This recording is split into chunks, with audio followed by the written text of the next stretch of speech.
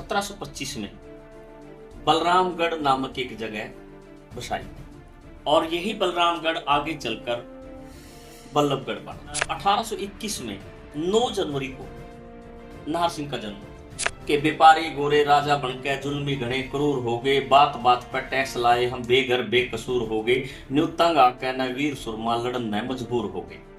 एक रियासत के राजा को क्या जरूरत पड़ी थी उस रास्ते पे जाने की, सारी सुख सुविधाएं उनके पास थी। यदि वो छोड़ के वो आदमी देश की आजादी की बात करता है तो उनको मालूम है कि आजादी और गुलामी में फर्क क्या होता है। तीसरी, छठी और 32वीं बटालियन के जो सैनिक थे उनकी वर्दियां मिली, पठानों की वर्दियां मिली, बेवों की वर्दियां मिली और बहादुर शाह जफर के साथ जो पत्राचार किया गया था वो सारा का सारा पत्राचार इनके यहाँ से मिला। गुलामी की बजाय शहादत का रास्ता ज्यादा जरूरी है। तो शहादत का स्तर यदि हम ठीक ढंग से नहीं समझ पाएंगे या इनके त्याग और बलिदान को ठीक ढंग से नहीं समझ पाएंगे तो फिर नाहर सिंह को हम ठीक ढंग से नहीं समझ पाएंगे।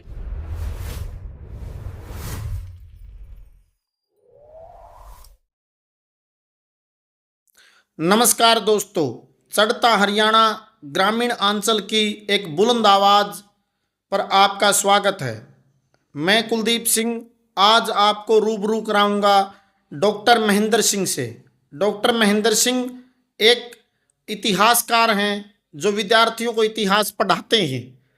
उन्होंने उत्कृष्ट ग्रंथ, बेहतरीन किताबें लिखी हैं इतिहास के लिए और इतिहास के विभिन्न कालखंड और व्यक्तित्वों की सटीक, वस्तुनिष्ठ और एक सच्ची जानकारी उपलब्ध कराते हैं। नमस्कार डॉक्टर साहब। धन्यवाद जी। आपका हमारे स्टूडियो में स्वागत है। धन्यवाद। तो सर, आज हम बातचीत करेंगे उस महान घटना के बारे में 1857 की क्रांति। एक ऐसी घटना जो उस दौर में, उस तत्कालीन समाज में, दुनिया भर की घटनाओं में एक अहम स्थान रखती है। ब्रिटिश के खिलाफ, अंग्रेजों के खिलाफ, जिनका कहते हैं कि सूर्य अस्त नहीं होता था जिनके साम्राज्य में, उसके खिलाफ भारत के मजदूर, किसान, कारीगर से लेकर रजवाड़े तक लड़े। उस घटना पर जिनके ऊपर डॉक्टर महेंद्र सिंह ने बेहतरीन शोध किया है, किताबें लिखी हैं, उस 1857 की क्रांति की घटनाओं को सुनकर, उसकी जानकारी प्राप्त करके आज भी एक भारतवासी के मन में एक भावना पैदा होती है। उसके अहम किरदार थे राजा नाहर सिंह। राजा नाहर सिंह की शख्सियत, उसके किरदार, उसके ऐतिहासिक अवदान के बारे में चर्चा करेंगे डॉक्टर महेंद्र सिंह से। तो सर, आपसे मेरा निवेदन है कि आप अपनी रिसर्च में जो आपने पाया, राजा नाहर सिंह पर बहुत सी लोगों ने रिसर्च की है और अब तक हुई रिसर्च और आपने भी जो कार्य करे हैं, तो राजा नाहर सिंह के किरदार, उसके महान योगदान के बारे में हमें, हमारे दर्शकों को बताएं। 1857 मेरे नजरिए में मात्र एक घटना नहीं है, बल्कि वो निर्णायक इस तरह की लड़ाई है जिसने उस अंग्रेजी राज का विस्तार रोका और एक नई तरह की पहचान दुनिया को दी।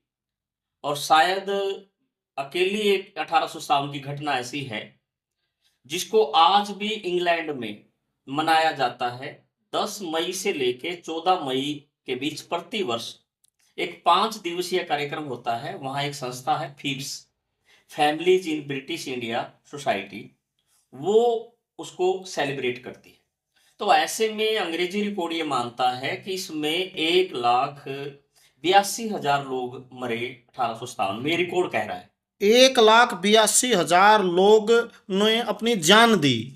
ये अंग्रेजी रिकॉर्ड कह रहा है। ये वो जो भारत के लोग थे जिन्होंने शहादतें दी, मैं उन्हीं की बात कर रहा हूँ, जिसमें से 24,500 हरियाणा के थे। अच्छा जी। और जब मैं शोध में गया तो मरने वालों की संख्या 6 लाख है। अच्छा। और हरियाणा के लोगों की संख्या 80,000 है। तो ऐसे में बहुत डिटेल में तो आज संभव नहीं है, क्योंकि हम उसके एक नायक राजा नाहर सिंह की बात करने के लिए इकट्ठा हुए हैं। तो राजा नाहर सिंह का बलिदान और उनकी जो भूमिका है उसको समझने के लिए हमें एक तो दिल्ली की स्थिति थोड़ा सा विचार करनी होगी, क्योंकि दिल्ली के सबसे नजदीक यदि कोई रियासत है तो वो राजा नाहर सिंह की है। दिल्ली से मथुरा आगरा की ओर जो रास्ता है वो इस इलाके से गुजरता है, एक पहलू। दूसरा ये कि मई के महीने में जब ये घटना घटी, उस समय मानसून आ गया था और दिल्ली यमुना नदी में बाढ़ के कारण उस इलाके से कट गई थी। तो इस इलाके में वो घटनाक्रम बहुत अलग तरह का रहा। तो ऐसे में राजा नाहर सिंह और उनके जो साथियों की भूमिका है बहुत अलग और बिल्कुल भिन्न तरह की है। इसकी ग्रेविटी हम इसी बात से समझ सकते हैं कि पूरे की पूरे यदि हम आज़ादी की लड़ाई की बात करते हैं तो आज़ाद हिंद फौज जब हम इसकी पूरी की पूरी बात करते हैं तो लाल किले में 7 मुकदमे महत्वपूर्ण रहे हैं। उन 7 मुकदमों में से एक मुकदमा बाबा राम सिंह जी का है, बहादुर शाह जफर का है या फिर आजाद हिंद फौज का है। उन्हीं मुकदमों में से एक मुकदमा राजा नाहर सिंह का है और विशेष तौर पर वही कोर्ट, वही जज, वही पैनल इस मुकदमे में शामिल होते हैं जो बहादुर शाह का मुकदमा लेते हैं। तो इससे आपको इस बात का एहसास होगा कि अंग्रेजी सत्ता के सामने राजा नाहर सिंह किस तरह की पर्सनैलिटी रहे होंगे और किस तरह की भूमिका रहे होंगे। तो हमें इन्हीं पहलुओं के बीच में इसको समझना होगा, जानना होगा। तो सर थोड़े राजा नाहर सिंह के बचपन, उनकी जवानी, उनकी रियासत, उनकी पालन पोषण, उनके विचार, उनके योगदान, उस पर थोड़ी ही एक बार रोशनी डालें। बहुत सिंपल सी बात है कि जब उत्तर मुगल काल में रियासतें बन रही थी तो ऐसे में बल्लू तेवतिया नाम के एक व्यक्ति हैं जिन्होंने 1725 में बलरामगढ़ नामक एक जगह बसाई और यही बलरामगढ़ आगे चलकर बल्लभगढ़ बना। तो यहां से इसकी शुरुआत हुई और फिर ये रियासत बनी और इस रियासत में 210 गांव थे। अच्छा जी। इतनी बड़ी ये रियासत थी। उनके बाद में फिर जो है अजीत सिंह, बहादुर सिंह शासक बने और फिर इनके पिता राम सिंह जो हैं वो शासक बने।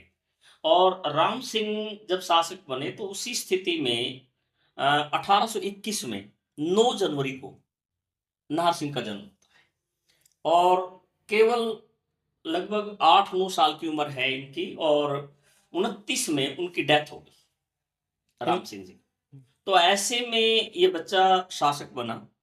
तो इनकी माता जो है देव कुंवर वो इनकी संरक्षिका बनी और इनके मामा जो नवल सिंह हैं इन्होंने इनको राजनीति के दाव पेच मूल्य वो सिखाए और 1842 में इनको बालिग घोषित किया गया और इसके बाद की जो व्यवस्थाएं हैं ये अपने ढंग से चलाती हैं।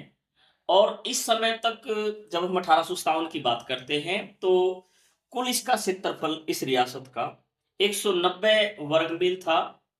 कुल 5700 जनसंख्या रह गई थी, बाकी अंग्रेजों ने हड़प ली थी। और जो व्यवस्था थी उसके तहत जो पूरा का पूरा राज्य है उसको इन्होंने नियंत्रित करके स्थानीय जाट, पठान, मेव, गुज्जर इनके सहयोग से पूरा का पूरा ये सिस्टम चलाया था। तो ये एक ठीक ठाक खाता पीता परिवार, शाही परिवार में इकलौता बच्चा, उस पे जन्म होने के कारण और 8 साल का शासक बनने के कारण तो स्वाभाविक है कि जिंदगी बहुत अच्छी और बेहतर रही होगी और उसके तहत इनका बचपन और ये चीजें गुजरी। और इसी कड़ी में जब ये 1857 का जो जन विद्रोह होता है फिर उसमें शरीक होने में जो इनकी भूमिका है आगे बढ़ती है। तो सर वो थोड़ा, हाँ, ये 1857 में राजा नाहर सिंह और उनकी रियासत का जो योगदान है या भागीदारी है, वो कौन सी परिस्थितियां थी कि जब बल्लभगढ़ की रियासत को अंग्रेजों के खिलाफ जाना पड़ा, और फिर उस लड़ाई में इनका क्या योगदान था, थोड़ा इसके बारे में बताएं। बेसिकली भारत के बहुत बड़े हिस्से में 1857 था और यदि गीत की लाइनें हम लेके चलें तो आपको क्लियर हो जाएगा कि व्यापारी गोरे राजा बनके जुल्मी घने क्रूर हो गए, बात बात पर टैक्स लाए हम बेघर बेकसूर हो गए, न्यू तंग आके न वीर सुरमा लड़न में मजबूर हो गए। ठीक है, तो आप इसका अंदाजा लगाओ कि किस तरह की बात कह रहे हैं, कि क्या परिस्थितियां हैं। तो ऐसे में देश के, क्योंकि मैंने कहा कि हमने उस पर केंद्रित रहना है क्योंकि घटनाक्रम बहुत बड़ा है, तो 10 मई को मेरठ में और अंबाला में जो घटनाक्रम हुआ, उसके बाद ये लोग 11 तारीख को दिल्ली पहुंच गए।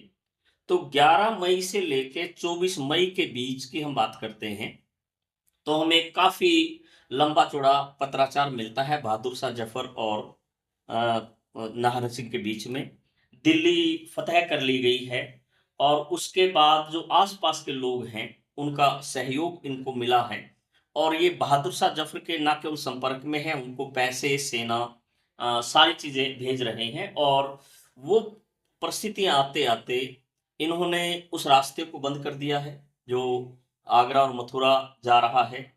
स्थानीय तौर पर ये राजा जो है नाहर सिंह और उनकी टीम झज्जर के अब्दुल रहमान से सहयोग ले रहे हैं, फरूखनगर के अहमद अली से सपोर्ट ले रहे हैं, रेवाड़ी से राव तुला राम का समर्थन इनको मिला हुआ है आपस में मिलके, और इवन मेवात के सदरुद्दीन और बदरुद्दीन उनके साथ मिलकर ये बहुत अच्छी तरह से जो है उस पूरे के पूरे मूवमेंट को लीड करते हैं, और जो सत्ता और व्यवस्था है उसको ये पूरी तरह से चुनौती देते हैं।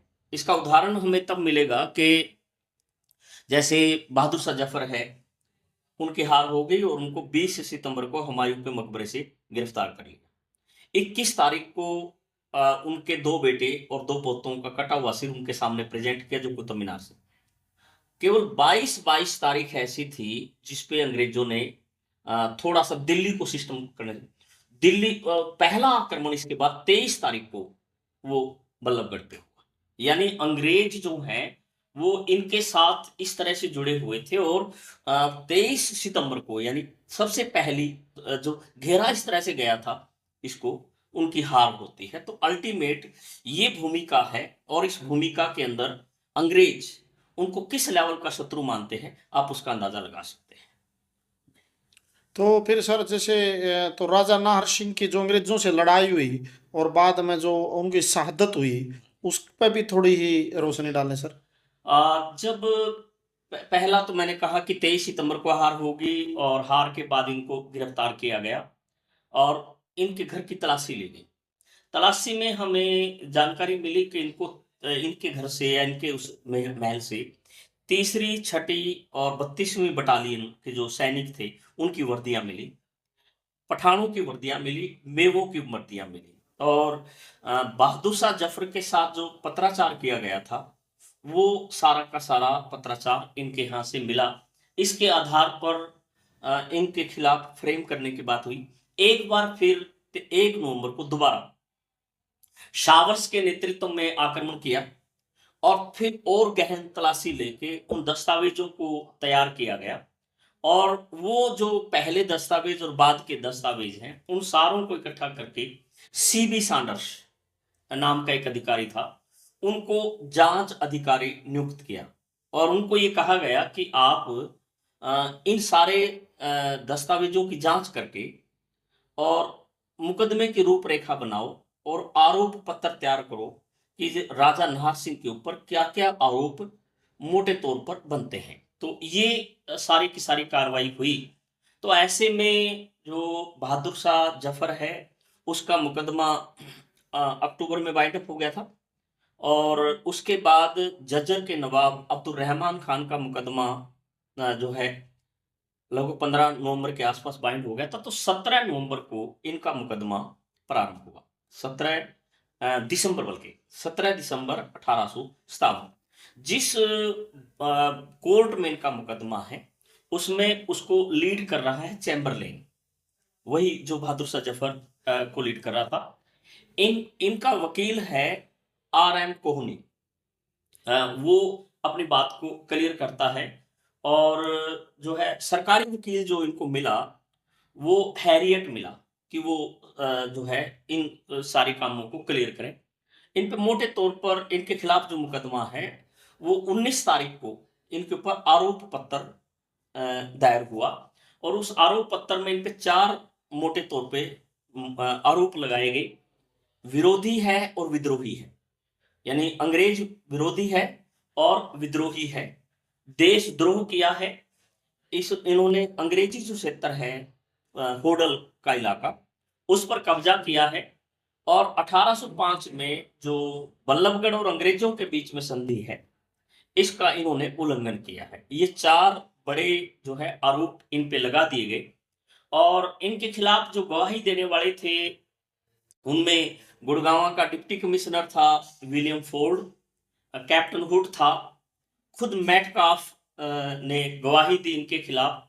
एक बहादुर शाह जफर का रिकॉर्ड रखने वाला व्यक्ति था मुंशी जीवन लाल, उनकी डायरी को उनको यूज किया गया और शुगन चंद जो इनका निजी सहायक था उसको यूज किया गया और हडसन जो दिल्ली के मोर्चे का फतेह करने वाला था, उसने भी गवाही दी। हालांकि उसने वायदा भी किया था कि मैं आपके साथ न्याय करूंगा हमारे संबंधों को ध्यान में रखते हुए, और बाद में वो इससे मुकरा और इस तरह से एक पूरा का पूरा जो मुकदमा और उसकी जो फ्रेम है वो चीजें हमें दिखाई देती हैं। तो ये मुकदमा औपचारिक तौर पर 19 दिसंबर 1857 को प्रारंभ। तो सर, तो फिर इनको जैसे वो अंग्रेजों ने सजा दी, तो उसके बारे में थोड़ी बताएं। जब 19 दिसंबर से इनका मुकदमा औपचारिक तौर पे प्रारंभ हुआ, तो उसके बाद मुकदमे की कार्रवाई 2 जनवरी 1858 तक चली और चारों के चारों आरोप इनको दोषी ठहरा दिया गया और उसके बाद इनको जो है फांसी की सजा सुना दी गई और इनको फांसी 9 जनवरी 1858 को दी गई दिल्ली के चांदनी चौक में। और विशेष बात यही है कि 9 जनवरी इनका बर्थडे भी था, यानी ये जानबूझ के इस तरह की चीजें भी हुई। जहां तक फांसी का तौर तरीका है, उसको लेके 3 दस्तावेज अलग अलग जानकारी देते हैं। एक सरकारी रिकॉर्ड जो उस समय के जुडिशरी सिस्टम का है, वो हमें क्लियर करता है। एक हमें एक पत्रिका है फांसी अंक, चांद पत्रिका है, चांद पत्रिका का फांसी अंक वो बताता है। और तीसरा हिसार में एक डिप्टी कमिश्नर थे शाहबाज बेग, उन्होंने उनका जो मुकदमा चला उसमें इस चीज का जिक्र किया। तो मैं इन तीनों को आपके सामने ला रहा हूं, बहुत ब्रीफ में कर रहा हूं कि रिकॉर्ड तो ये मानता है कि इन्होंने जो कुछ किया और उसके बदले में चैम्बरलेन की कोर्ट ने ये कहा कि इसके खिलाफ अपील भी नहीं हो सकती और अल्टीमेट 9 जनवरी को लगभग 4 बजे के आसपास चांदनी चौक, चांदनी कोतवाली में इनको फांसी दे दी गई और इसके बाद इनका जो शरीर है वो अज्ञात स्थल पर ले जाया गया और उसके बाद रिकॉर्ड तो खत्म हो जाता है। जो फांसी अंक है चांद पत्रिका का, वो बता रहे हैं कि जब इनको फांसी दी गई, अंग्रेज पूरा ढोंग करते थे। चांदनी चौक पे एक दुकानदार को कुर्सी लगाने के लिए कहा गया, उसने कुर्सियां लगाई गई और इनको बैलगाड़ी में लाया गया। खांचा शब्द उसने यूज किया है कि खांचे में उनको लाया गया और उसके बाद जो है कुछ अंग्रेज तमाशबीन वहां रहे, बाकी और लोगों को भी तमाशबीन के तौर पर लाया गया। और उसके बाद जैसे कोई औरत वहां से गुजर रही थी तो उसको वो सीन देखना नहीं चाहती थी, उसने सिर से टोपी उतार के साइड में कर ली और वो आगे चली गई। कुछ अंग्रेज जो हैं सिगार वगैरह पीते हुए देखे गए और जो है वो फट्टा नीचे से खिसका दिया गया और उसके बाद जो है ये शहादत इनकी हो गई और फिर उसी गाड़ी में जिसमें आए थे इसमें उनको ले जाया गया। तो ये जो है चांद जो है कि किस तरह से तमाशा बनाते थे, कैसे वो इंसल्ट करते थे, कैसे वो कुर्सियां लगा के तमाशबीन की परिस्थितियों में इन चीजों को रखते थे।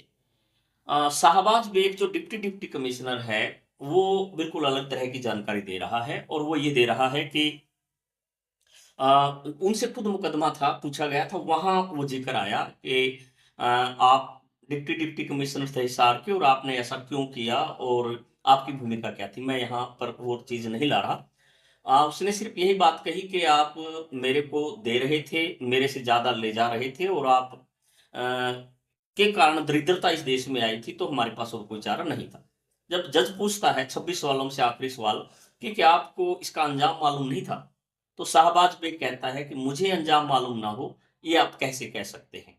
कि आपने अभी 9 जनवरी को दिल्ली के चांदनी चौक में राजा नाहर सिंह को फांसी दी। आप जो है उनको पहले हथकड़ियों में बाँधकर बैलगाड़ी में लेकर आए और उसके बाद आपने जो है उनकी जिस तरह की इंसल्ट कर सकते थे वो की और उसके बाद आपने उनकी डेड बॉडी को उस बैलगाड़ी में ऑन द मुँह डाला और उसके बाद आपने उसके शरीर के टुकड़े किए और आपने गंदे नाले में फेंका। तो ऐसी स्थिति में शाहबाज बेग वो ये कह रहा है कि जब उससे पूछे कि आपका अंजाम क्या होगा? वो कहते हैं अंजाम तो हम नाहर सिंह के केस में देख चुके, हुकमचंद जैन और मुनीर बेग के केस में देख चुके कि वो हिंदू थे हुकमचंद जैन उसको दफनाया और मुनीर बेग मुस्लिम थे, उनको आपने जलवाया। तो जज साहब मुझे कोई फ़र्क नहीं पड़ता, मुझे जलाइए, मुझे दफनाइए या मुझे गंदे नाले में फेंकिए। लेकिन एक बात का ध्यान रखिए, हम हर स्थिति में इस मिट्टी में शामिल होंगे और जब इस मिट्टी में नया घास और नया अनाज पैदा होगा और वो मेरे देश की पीढ़ी खाएगी, वो तुम्हें मिट्टी में मिला देगी। यही मेरा सौपन है, यही मेरा ख्वाब है। तो ये चीज़ जो है हमें शाहबाज बेग के वृतांत से देखने को मिलती है। तो ये तौर तरीका इन लोगों के साथ हुआ। फिर इनके परिवार की संपत्ति जब्त कर ली गई, बल्लभगढ़ को समाप्त कर दिया गया। इनके परिवार के जो बाकी सदस्य थे उनको शीही गाँव में भेज दिया गया और आगे की जो ज़िंदगी है वो इस तरह से हमें बिल्कुल इस रास्ते पे जो बल्लभगढ़ रियासत है, जिस तरह से अस्तित्व में आई थी, राजा नाहर सिंह की शहादत के साथ वो समाप्त होती हुई दिखाई देती है। तो सर इनका जो जीवन था, इनकी जैसे शादी, इनके बच्चे वगैरह या इनकी शिक्षा या जैसे एक इंसान में और जीवन मूल्य होते हैं उनके किरदार को लेकर, थोड़ी इस पे टिप्पणी करें सर। इस पे बात मोटी-सी ये है कि 8 साल का बच्चा हो और वो शासक बन जाए। तो मैंने बताया कि इनकी माँ और इनके मामा नवल सिंह, जो शिक्षा, दीक्षा और जो सारी चीज़ें हैं, वो इनके मामा राजा नवल सिंह के नेतृत्व में हुई। बहुत अच्छी घुड़सवारी करते थे, बहुत अच्छे तलवारबाज़ थे, निशाना बहुत अच्छा लगाते थे और लास्ट में तो ये बंदूक भी चलाने की स्थिति में हो गए थे, वो सारी की सारी। जहाँ तक मूल्यों का सवाल है, इनकी सेना में हिंदू भी थे, मुस्लिम भी थे और आज की समाज में जिनको हम दलित कहते हैं एससी जो सोसाइटी के लोग हैं, वो भी इनके उसमें थे। तो सामाजिक सामंजस्य था, तालमेल था, आपस में मिल-जुल के बहुत बेहतर ढंग से ये काम करते थे और विकास की भूमिका भी बहुत अच्छे लेवल की थी और यही कारण है कि जो इनकी पहचान है, वो लोगों की नज़र में एक बहुत बड़े लेवल के शहादतकर्ता के तौर पर हैं। गीत की लाइनें इस मामले में ज़्यादा क्लियर करती हैं। गीत मैं इसलिए कह रहा हूँ कि मेरे उस इलाके में साक्षरता दर 1% भी नहीं थी उस इलाके में और 1% साक्षरता दर ना होने के बाद भी राजा नाहर सिंह लोगों के दिमाग में जो गए, वो गीत, चुटकुले, कहानियों के माध्यम से हुए। तो रागनी की लाइन में कह रहा है कि बल्लभगढ़ का राजा नाहर सिंह रूपवान बलवान हुआ, अंग्रेजों का करया सफाया, युद्ध घमासान हुआ और गद्दारों का पाला पड़ गया, बंदी न्यू बलवान हुआ, लाल किले से आमी फांसी तोड़ा, भगत न्यू कुर्बान हुआ। तो ये लाइन जो है वो अपने आप में पब्लिक जो है वो किस तरह की बात कहती है। इसी तरह से कह रहा है कि दिल्ली बल्लभगढ़ के राजा नाहर सिंह रूपवान बलवान हुए, छक्के बैरी के छुड़वाए, वो देश कौम की शान हुए, दिल्ली के मैं फांसी तोड़े और अ, दिल्ली के मैं फांसी तोड़े और अ, धोखे की वो चाल सुनो। तो जो गीत रागनियाँ हैं वो बताती हैं और निश्चित तौर पर उस दौर के जो लोग हैं और बाद के जो लोग हैं, जब उन सारी चीज़ों को देखते हैं तो बहुत अलग तरह की बात आती है और जब मैंने इनके मुकदमे की डिटेल को अलग-अलग तरह से देखने का प्रयास किया तो निश्चित तौर पे एक ऐसे व्यक्ति और एक ऐसे व्यक्तित्व के तौर पर उभर कर आते हैं, जिन्होंने उस दौर में उस अंग्रेजी राज को जो कहता था कि उनके राज से सूरज अस्त नहीं होता, उसको बिल्कुल मिट्टी में मिला दिया और उस व्यक्ति की जो धार्मिक मूल्य, मर्यादा और उन चीज़ों के चलते हुए अंतिम संस्कार तक करने की हिम्मत इन लोगों में नहीं हुई। तो ऐसे में जन्मदिन और उनकी शहादत दोनों 9 जनवरी को बनती है। सर अंतिम प्रश्न है आपसे कि राजा नाहर सिंह के जीवन से, उनकी कुर्बानी और बलिदान से आज की युवा पीढ़ी को क्या प्रेरणा लेनी चाहिए जी? प्रेरणा की बात मोटे तौर पर यह है कि हमें जो आज़ादी है, और अब हम आज़ादी के तकरीबन 80 साल पूरे होने की स्थिति में हैं, उसको इनाम में मिली हुई चीज़ ना मान के देखें, बल्कि उसके पीछे त्याग, बलिदान और शहादत की वो कहानियाँ हैं, जिनके अपने-अपने अलग किस्से हैं। एक रियासत के राजा को क्या ज़रूरत पड़ी थी उस रास्ते पे जाने की, सारी सुख-सुविधाएँ उनके पास थी। यदि वो छोड़ के वो आदमी देश की आज़ादी की बात करता है, तो उनको मालूम है कि आज़ादी और गुलामी में फ़र्क क्या होता है। गुलामी की बजाय शहादत का रास्ता ज़्यादा ज़रूरी है। तो आज चाहे हम सरकारी रिकॉर्ड की बात कर लें, चाहे चाँद जो पत्रिका है उसकी बात कर लें, या शाहबाज बेग के मुकदमे की बात कर लें, तो शहादत का स्तर यदि हम ठीक ढंग से नहीं समझ पाएँगे, या इनके त्याग और बलिदान को ठीक ढंग से नहीं समझ पाएँगे, तो फिर नाहर सिंह को हम ठीक ढंग से नहीं समझ पाएँगे। तो ऐसे में नाहर सिंह या दूसरे और स्वतंत्रता सेनानी, उनको इस दृष्टिकोण से समझते हुए उनके त्याग, बलिदान, शहादत को हम नमन करें और उनसे प्रेरणा लेकर हम आगे बढ़ें, तो बहुत कुछ नया हो सकता है। तो आपका बहुत बहुत धन्यवाद सर, आपने इतनी उपयोगी जानकारी दी। और हमारे दर्शकों से भी हम अनुरोध करेंगे कि वो दिल्ली के चांदनी चौक में जाएं। शीशगंज गुरुद्वारे के ठीक सामने राजा नाहर सिंह की एक छोटी ही वहाँ पर स्टैचू है, प्रतिमा लगी हुई है। वो राजा नाहर सिंह का इतिहास पढ़ें, राजा नाहर सिंह के दिखाए रास्ते पे चलें। और गुलामी है, गुलामी का सिर्फ दौर बदलता है। आज भी जो खतरे हैं, चाहे वो हिंदू और मुसलमान के नाम पर बंटवारे का सवाल हो या साम्राज्यवाद के खतरों का सवाल हो, हम अपनी विरासत को जानें, विरासत को समझें। और 1857 आज भी हमारी एक प्रेरणा है, हमारी एक शानदार विरासत है। जब अंग्रेज़ों से यहाँ के हिंदू, मुस्लिम, सिख, दलित, अमीर, गरीब इकट्ठा लड़े, हमारे पुरखे इस मिट्टी में दफन हैं, हमारी एक साझी विरासत है। ऐसी ही कहानियाँ हम डॉक्टर महेंद्र सिंह के मुख से, उनकी लेखनी से जानेंगे। तो दर्शकों से अनुरोध है कि वो और भी अगर इस तरह की घटनाएं, व्यक्तियों को जानना चाहते हैं, तो डॉक्टर महेंद्र सिंह जी ने एक चैनल बनाया है यूट्यूब पर, जिसका नाम है अतीत के पन्ने। अगर आप यूट्यूब पर जाकर अतीत के पन्ने लिखेंगे तो वहाँ डॉक्टर महेंद्र सिंह जी मिलेंगे, और ऐसे असंख्य वीडियो, सैकड़ों वीडियो मिलेंगे जिनमें इतिहास की सच्चाइयाँ हैं और ऐसी कहानियाँ हैं जो आज भी हमारे लिए उपयोगी हैं। तो दर्शकों से अनुरोध है कि वो कमेंट सेक्शन में जाकर अपनी प्रतिक्रिया जरूर दें। आपने सर समय दिया, आपका बहुत बहुत धन्यवाद। मेरी ओर से भी धन्यवाद जी।